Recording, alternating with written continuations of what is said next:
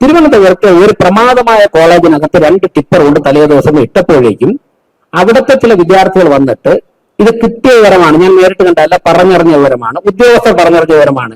ആ ടിപ്പർ അവിടെ ഇട്ടിരുന്നാൽ, കോർപ്പറേഷന്റെ ആ ടിപ്പർ ചവറ് കയറ്റാൻ അവിടെ ഇട്ടിരുന്നാൽ ടയർ കുത്തി കീറും, എടുത്തുകൊണ്ട് പുറത്തു പോകണമെന്ന് ഹെൽത്ത് ഇൻസ്പെക്ടറോട് പറഞ്ഞതിന്റെ അടിസ്ഥാനത്തിൽ, അതുപോലെ തന്നെ നഗരാസൂത്രണ സ്റ്റാൻഡിംഗ് കമ്മിറ്റിയുടെ 35 അജണ്ടകൾ മാറ്റി വെച്ച് ബാക്കിയെല്ലാം അതിന്റെ പാസ്സാക്കി കൗൺസിൽ അവസാനിപ്പിക്കും. പൊങ്കാല നമ്മുടെ ക്ഷേത്രത്തിന്റെ നടയിലുള്ള ചെളിക്കെട്ട് കണ്ടു കാണുമല്ലോ. ആ ചെളിക്കെട്ട് നമ്മുടെ സ്ഥലമല്ല, നഗരസഭയുടെ സ്ഥലമല്ല, അവരുടെ സ്ഥലമാണ്. പക്ഷെ അവിടെ പൊങ്കാല ഇടാൻ വന്ന ഒട്ടനവധി ആളുകൾക്ക്, ആയിരക്കണക്കിന് ആളുകൾക്ക് വലിയ ബുദ്ധിമുട്ടുണ്ടായി. വയല് പോലെ കിടക്കുകയായിരുന്നു. അപ്പൊ സാധാരണ രീതിയിൽ അങ്ങനെ വന്നാൽ പൊങ്കാല ഇടാൻ വരുന്നവരെ അവർക്ക് സൗകര്യപ്രദമായി പൊങ്കാല ഇടുക എന്നുള്ളതാണ് നമ്മുടെ ഉദ്ദേശം. അവിടെ ചെളിയാവാൻ കാരണം അപ്രതീക്ഷിതമായി ഉണ്ടായ മഴയാണ്, ആ കാര്യത്തിലൊന്നും സംശയമില്ല. പക്ഷെ അങ്ങനെ നിൽക്കുന്ന സാഹചര്യത്തിൽ അവിടെ നമ്മുടെ സ്വകാര്യ ഭൂമിയാണെങ്കിലും അവരോട് അടിയന്തരമായി അവിടെ എന്തെങ്കിലും വൃത്തിയാക്കി, ഇപ്പൊ ചല്ലി കൊണ്ടിറക്കി അതിനെ ഉയർത്തി അവിടെ കെട്ടിവെക്കുന്ന വെള്ളം വാർന്നു പോകാൻ വേണ്ടിയിട്ടുള്ള സംവിധാനം ഒരുക്കി അവിടെ വരുന്ന ആളുകൾക്ക് ബുദ്ധിമുട്ടില്ലാതെ ചെയ്യുക എന്നുള്ളതാണ് നമ്മൾ പറയുക എന്നുള്ളതാണ് ആദ്യത്തെ ഉത്തരവാദിത്വം. അത് നിറവേറ്റിയില്ല എങ്കിൽ നമുക്ക് അത് ആ കാര്യം ചെയ്യാൻ കഴിയും. നമ്മൾ ചെയ്തുകൊണ്ട് അവരിൽ നിന്ന് ആ കാശ് ഈടാക്കാൻ പറ്റും. നമ്മളത് പറയാൻ കാരണം നമ്മുടെ പല പ്രദേശങ്ങളിലും പല വാർഡുകളിലും പരിശോധിച്ചാൽ ഭൂമി പല വീടും കെട്ടിടങ്ങളും അടച്ചിട്ട് അവിടുത്തെ വസ്തുവും ആളില്ലാതെ അവരെല്ലാം ഇംഗ്ലണ്ടിലും അമേരിക്കയിലും കഴിയുന്നവരാണ്. അത്തരം സ്ഥലങ്ങളിൽ പാമ്പ് കയറി കിടക്കുന്നു, കാട് പിടിച്ചു കിടക്കുന്നു എന്ന് പരാതി ഇവിടെ മേയറുടെ മുമ്പിലും ചെയർമാന്റെ മുമ്പിലും ഒക്കെ എത്താറുണ്ട്. അങ്ങനെ നിൽക്കുമ്പോൾ നമ്മൾ അവരുടെ ജെ തുടങ്ങിയവർ ബന്ധപ്പെട്ട അതിന്റെ ഉടമസ്ഥരോട് അത് ക്ലീൻ ചെയ്യാൻ ആവശ്യപ്പെടുന്നു, അല്ലെങ്കിൽ അവരെ അന്വേഷിക്കുന്നു. പക്ഷെ അവരുടെ ഫോൺ നമ്പർ കിട്ടുന്നില്ല, അല്ലെങ്കിൽ ഫോണിൽ വിളിച്ചാൽ അവരെ കിട്ടുന്നില്ല. കിട്ടിയാൽ തന്നെ ഞങ്ങൾക്ക് ചെയ്യാൻ മനസ്സില്ല എന്നുള്ള ഭാവമാണ്. പക്ഷെ നമുക്ക് അവിടെ കാട് വെട്ടിക്കളയണം, സൗകര്യം ഒരുക്കണം, അവിടെ ഒരു കുഴപ്പം ഉണ്ടാകാൻ പാടില്ല. നമ്മൾ ചെയ്യാറുള്ളത് അവിടെ കയറി ആ കാട് വെട്ടിക്കളഞ്ഞിട്ട് അവരുടെ വസ്തുവില് അതിൽ നിന്ന് ഈടാക്കാൻ വേണ്ടിയിട്ടുള്ള അത്തരത്തിൽ ഇവിടെ അവർ നാളെ ഒരു കെട്ടിടം വെച്ചാലോ കെട്ടിടം പണി ചെയ്താലോ നഗരസഭയെ സമീപിക്കാൻ പറ്റില്ലല്ലോ. അപ്പോൾ ആ പൈസ ഈടാക്കാൻ വേണ്ടിയുള്ള സംവിധാനം ഒരുക്കാറുണ്ട്. അതുപോലെ തന്നെ ആ കാര്യം ചെയ്യണമായിരുന്നു എന്നുള്ളതാണ് എന്റെ ഒരു അഭിപ്രായം. മറ്റൊന്ന്, പൊങ്കാല കഴിഞ്ഞാൽ പൊങ്കാലയുടെ അന്ന് തന്നെ എല്ലാ ഭാഗവും വൃത്തിയാക്കാൻ കഴിയില്ല. നമ്മൾ കാണുന്ന പ്രധാനപ്പെട്ട പ്രദേശങ്ങളാണ് വൃത്തിയാക്കാറുള്ളത്. പക്ഷെ നമുക്ക് അടുത്ത ദിവസവും അല്ലെങ്കിൽ അതിന്റെ അടുത്ത ദിവസവും കൂടി എടുത്തുകൊണ്ട് നമ്മൾ അത്തരം കാര്യങ്ങൾ ചെയ്യാറുണ്ട്. പക്ഷെ ഇപ്രാവശ്യം സംഭവിച്ചത്, ഞാനും യഥാർത്ഥത്തിൽ അങ്ങനെയെല്ലാം രാത്രി കോടതിയിൽ നിന്ന് വിളിക്കുകയാണ്, ജില്ലാ കോടതിയിൽ. അപ്പൊ ജില്ലാ ജഡ്ജി കൂടി പങ്കെടുത്തുകൊണ്ട് ഒരു മീറ്റിംഗ് ബഹുമാനപ്പെട്ട മേയർ ഒരു പ്രാവശ്യം പങ്കെടുത്തിരുന്നു. അപ്പൊ അന്ന് ഞാനില്ലായിരുന്നു. അടുത്ത ദിവസം ജഡ്ജി വിളിച്ചിരുന്ന ആ മീറ്റിംഗിൽ രാത്രി തന്നെ ഇതെല്ലാം ക്ലീൻ ചെയ്ത് കൊടുക്കണമെന്ന് പറഞ്ഞു. അപ്പൊ രാത്രി ക്ലീൻ ചെയ്ത് കൊടുക്കാൻ കഴിയില്ല എന്നുള്ള കാര്യം എനിക്കറിയാം, പ്രായോഗികമായ ബുദ്ധിമുട്ടാണ്. അപ്പൊ ആ രാത്രി ആയപ്പോൾ അവിടെ നിന്ന് വിളിക്കുകയാണ്, അത് ക്ലീൻ ചെയ്ത് കൊടുക്കണം. എത്ര മണിക്കാണ് വിളിച്ചത്? രാത്രി വിളിച്ചത് 12 മണിക്ക് ക്ലീൻ ചെയ്യാൻ. ഇത് കാരണം ഞാൻ നേരിട്ട് ആ സ്ഥലത്തുണ്ടായിരുന്നു. മേയർ ഉണ്ടായിരുന്നു, ഹെൽത്ത് സ്റ്റാൻഡിംഗ് കമ്മിറ്റി ചെയർമാൻ ഉണ്ടായിരുന്നു, മരാമത്ത് ചെയർപേഴ്സൺ GS മഞ്ജു ഉണ്ടായിരുന്നു, ഉണ്ടായിരുന്നു, HS ബിജു ഉണ്ടായിരുന്നു. ഞങ്ങൾ 11:55 കോടതിയുടെ മെയിൻ ഗേറ്റിന്റെ മുമ്പിൽ നിൽക്കുകയാണ്.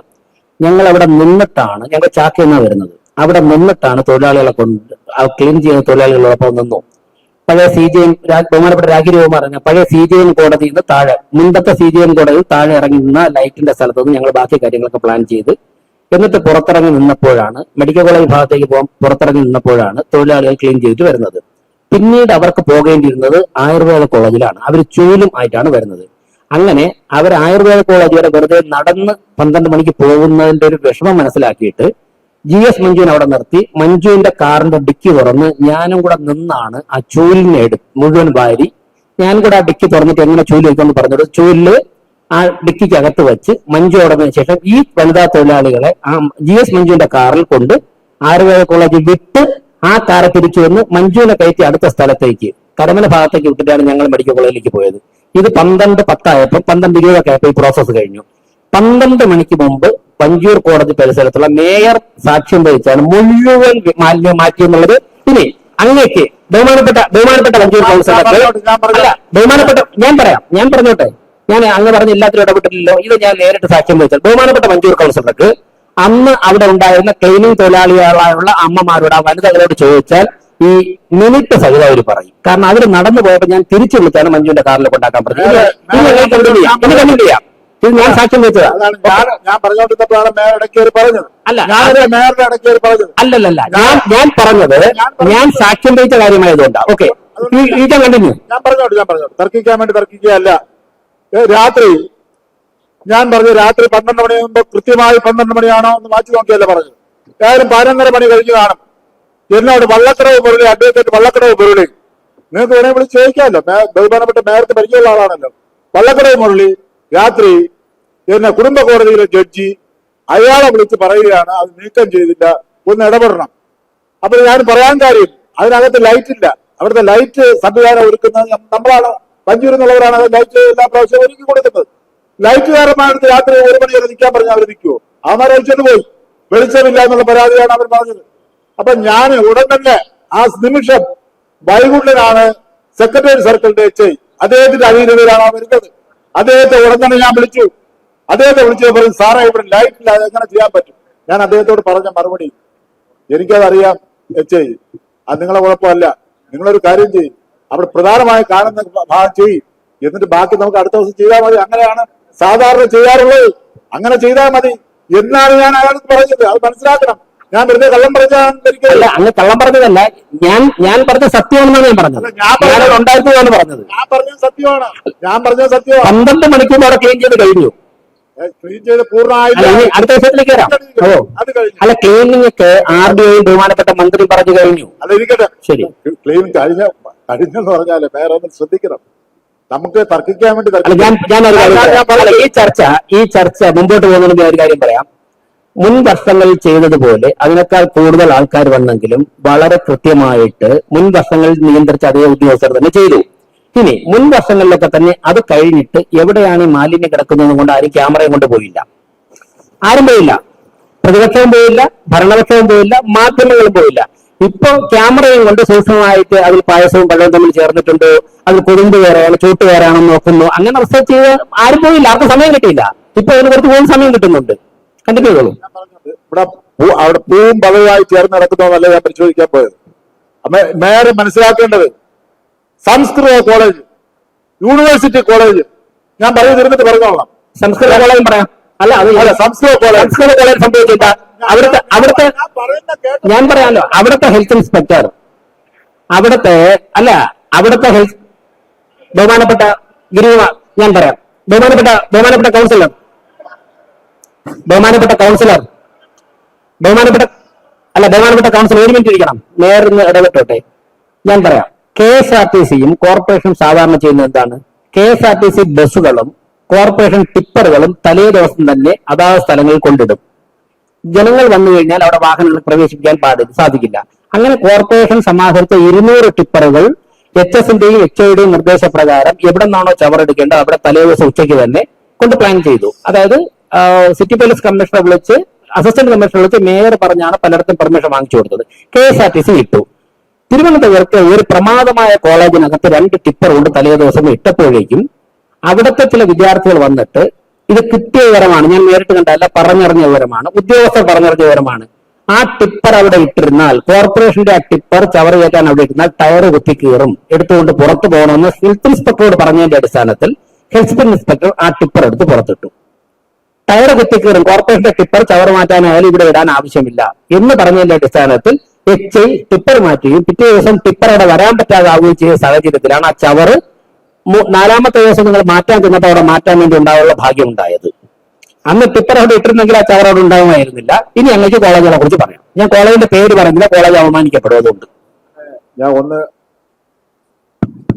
ഞാന് കള്ളം പറഞ്ഞതായിട്ട് കരുതരുത്. ഞാൻ സംസാരിച്ചുകൊണ്ടിരുന്നപ്പോഴെല്ലാം മേയർ ഇടയ്ക്ക് കയറി സംസാരിച്ചത് കൊണ്ടാണ് ഞാൻ മര്യാദ അനുസരിച്ചിരുന്നത്. ഞാനിത് അനുഭവിച്ച കാര്യവും ചെയ്ത കാര്യവുമാണ്. ഇതെല്ലാം കൃത്യമായി ക്ലീൻ ചെയ്തു എന്ന് തന്നെയാണ് ഞാനും കരുതിയിരുന്നത്. ഇവിടെ സംസ്കൃത കോളേജിൽ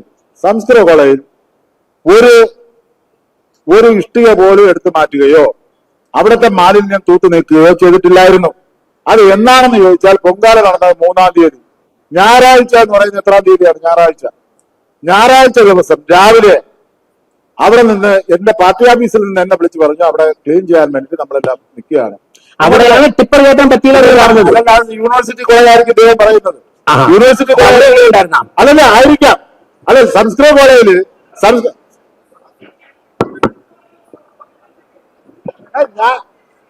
ഇത് ഒന്ന് ബഹുമാനപ്പെട്ട വഞ്ചിയൂർ കൗൺസിലർ, ഞാൻ പറയാം, നിങ്ങൾ മനസ്സിലാക്കേണ്ടത് അവിടെ ഒരു നയാ പൈസ ജോലി ചെയ്യാതെ അവിടെ മുഴുവൻ മാലിന്യം കൊണ്ട് കൂമ്പാരമായിരുന്നു എന്നുള്ളത് അവർക്ക് പരിശോധിച്ചാൽ മനസ്സിലാവും. പക്ഷേ അതിന് ആവശ്യമില്ല.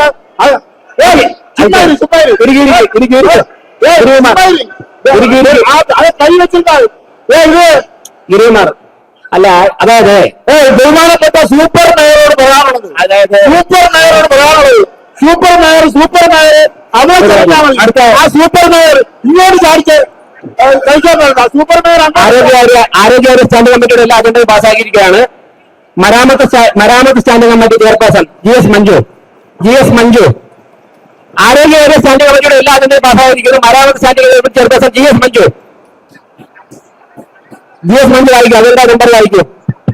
സർ, മരാമത്ത് സ്റ്റാൻഡിംഗ് കമ്മിറ്റി പാസാക്കിയ പേജ് നമ്പർ 205 1 മുതൽ 130 വരെയുള്ള അജണ്ടകൾ കൗൺസിൽ അംഗീകാരത്തിലേക്ക് വയ്ക്കുകയാണ്. മരാമത്ത് സ്റ്റാൻഡിംഗ് കമ്മിറ്റിയുടെ അജണ്ടയിൽ ചർച്ചയുണ്ടോ?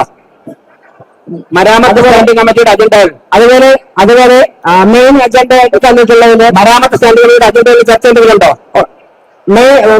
മെയിൻ അജണ്ടയില് 17 34 ഒരേ വർക്കാണ്. അതിന്റെ സ്ഥലം ഏറ്റെടുക്കണതും ഒരു അജണ്ടയിൽ നിന്ന് മറ്റേ വന്നത് മരാമത്ത് സ്റ്റാൻഡിംഗ് കമ്മിറ്റിയിൽ വന്നിട്ടില്ല. അതൊഴിച്ച് ബാക്കിയുള്ളത് പാസ്സാക്കുന്നത് മരാമത്ത് സ്റ്റാൻഡിംഗ് കമ്മിറ്റി എല്ലാ അജണ്ടയും പാസ്സായിരിക്കുന്നു. Town planning agenda number. ബഹുമാനപ്പെട്ട mayor, town planning standing committee പാസാക്കിയ അജണ്ടകൾ 2 എണ്ണമാണ്. 47 72 323 ഫയൽ നമ്പർ 2025. അതുപോലെ രണ്ടാമത്തേത് 16 76 842 2024. ഈ 2 അജണ്ടകളും പാസ്സാക്കണമെന്ന് ബഹുമാനപ്പെട്ട കൗൺസിലിനോട് അഭ്യർത്ഥിക്കുക. അതുപോലെ തന്നെ നഗരാസൂത്രണ സ്റ്റാൻഡിംഗ് കമ്മിറ്റിയുടെ 34 35 അജണ്ടകൾ മാറ്റി വെച്ച് ബാക്കി എല്ലാ അജണ്ടയും പാസ്സാക്കി കൗൺസിൽ അവസാനിപ്പിക്കുന്നു.